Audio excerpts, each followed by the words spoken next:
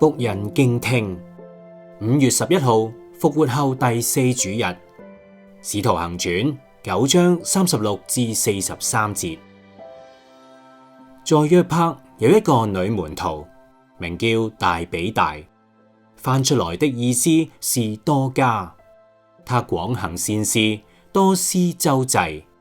當時她患病死了，有人把她清洗後停在樓上。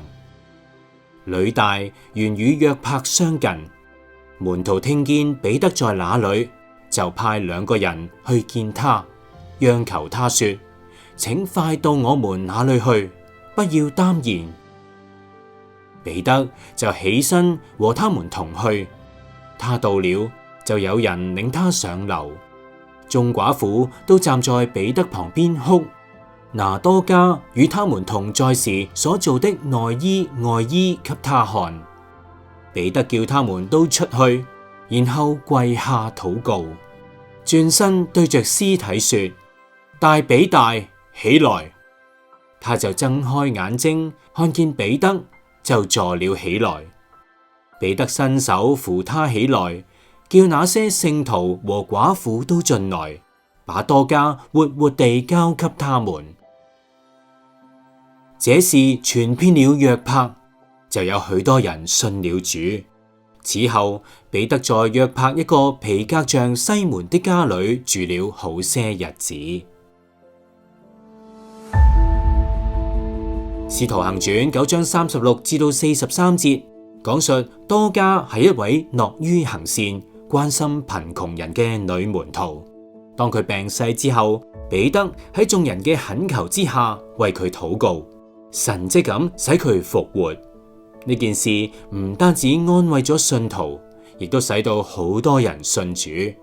呢段經文見證咗復活嘅力量同埋信仰群體裏面愛與服侍嘅重要性。呢段經文有2個學習嘅地方。第一，平凡嘅服侍蒙神紀念，多加嘅縫衣行善顯示信仰應當落實喺日常生活之中。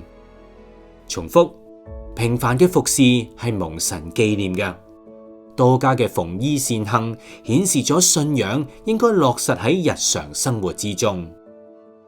第二，信仰群體嘅關愛力量，門徒齊心為佢懇求，表現出教會彼此相愛嘅精神。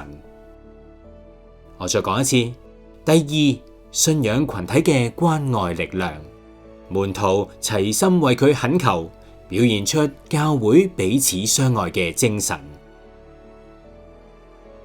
跟住係反思問題，我喺日常生活裏面有冇好似多加一樣，用實際行動去愛人如己呢？